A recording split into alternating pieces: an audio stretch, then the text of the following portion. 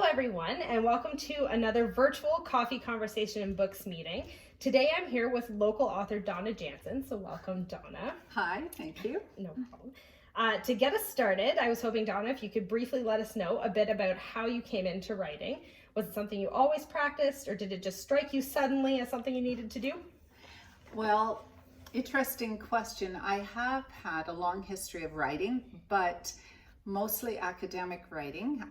My discipline is in psychology and criminology and administration in a post-secondary institution. So I've had to write academic papers and proposals. So a very, very different style of writing than writing children's books. But so I had to learn something new. But the real motivator for me was my grandchildren.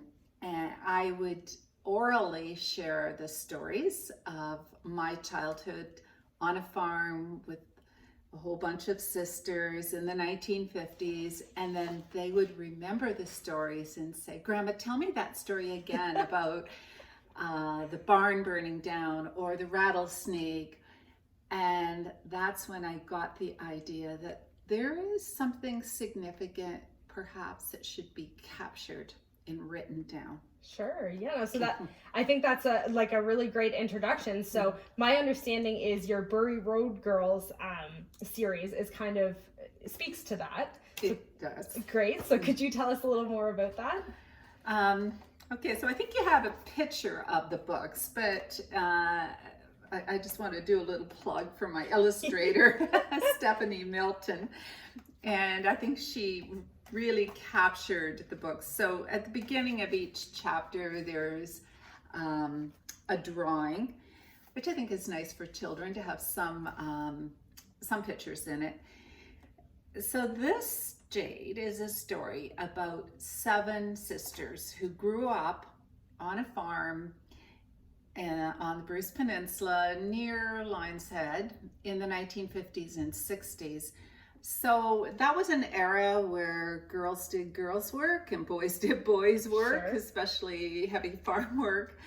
But my dad was always very proud of his 7 daughters, and we learned to do things like milk the cows and do all of the chores and seasonal work like haying and so on. So the book captures that. It captures a time before devices, and my family didn't even have a TV when I was growing up, or an indoor washroom. And we went to a one-room schoolhouse. So you're kind of getting the idea of a place and time. And however, I did the books by Amazon are classified as historical fiction, because I changed the names of everyone and a few of the details. So it's not entirely a true story. Okay, but based very closely, for Yes. sure. So I think that kind of leads into my next question. Your inspiration for your characters, I'm taking, are largely based on some family members. That's right. And so because I have so many sisters, I was worried about getting them mixed up. And in fact,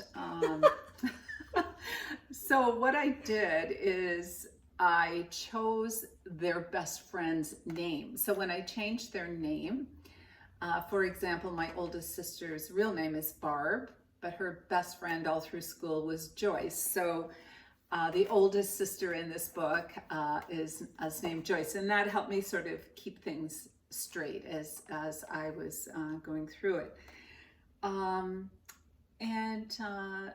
You're right. So my parents, my grandfather, my great-grandmother, various teachers and neighbors were all characters, sometimes composite characters, but they show up. Sure, that's great. Yeah.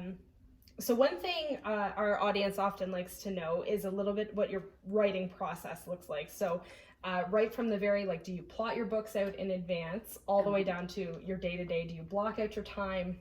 Right, right. Well, it's a little bit of both of those things. So I have two methods that I continue to use. So I have a huge real spreadsheet, like a large piece of paper that I keep on my desk. And as an idea pops in my mind, I just jot it down, like a snowstorm or a joke that I suddenly remembered.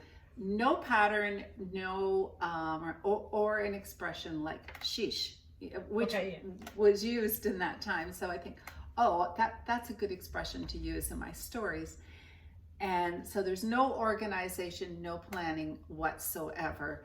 And I will do that before I write a new one. I am writing the third one now, by the way, for approximately a year, for several months anyhow, to get lots and lots of ideas. Or when I wrote the second book, I asked my sisters for stories. So I just kept all that information. Then I moved into more of an organizational stage and categorized those ideas. And just to go backwards for a second, that first step, I really encourage anyone who is interested in writing to not suspend any judgment. Any idea, just write it down. You can always filter it out later.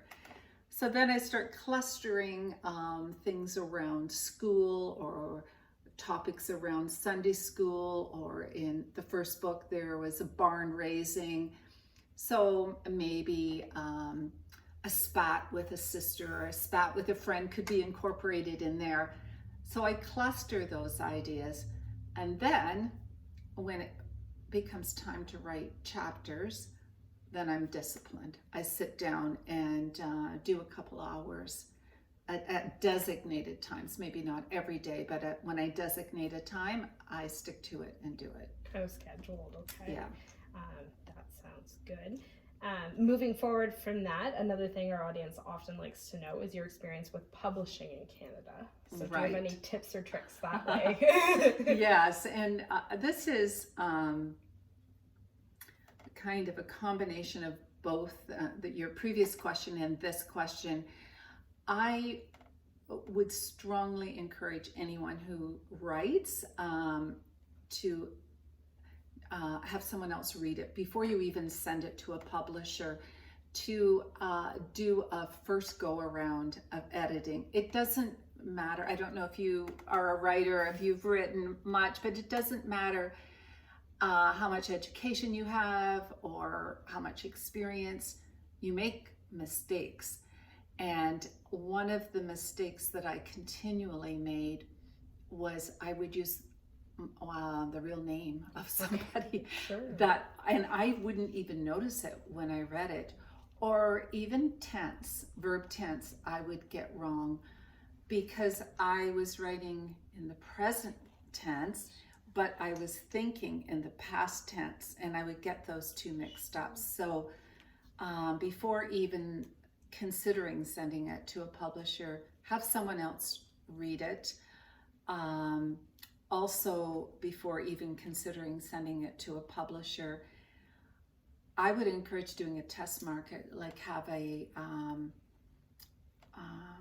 trial run. So I had children read my manuscripts and give me feedback on both my books. So I chose a hybrid model. It's partially self-publishing. The company is called Word Alive Press, and they are based in Winnipeg, Manitoba, which is fine because everything was done electronically. And they gave me lots and lots of help. They also promoted my book on Amazon, which is really important that people can buy your book electronically. And then I also had the opportunity to promote my own book locally, and I would imagine there's at least 10 stores in the Grey Bruce area that sell my book, and I'm looking for a retailer in Shelburne right now as well. So then I sell the book at schools and library events as well. Okay, so if someone wanted to purchase your book, how would they do that? They can contact me, and I can leave my email address with you. Sure. Or the Brewery Road Girls, I have a Facebook page, so that's probably the easiest. Sure. And if they want to buy it online, as I said, Amazon. And on my Facebook page, it will show you the various outlets in Owen Sound and Lineshead and Meaford and Southampton and so on. Wonderful. Okay. Yeah. That's really great. So, Donna, on behalf of the Shelburne, Grand Valley, and Orangeville Public Libraries, we're grateful for your participation in Coffee Conversation and Books. A little different than it normally looks right now, but your flexibility is really appreciated.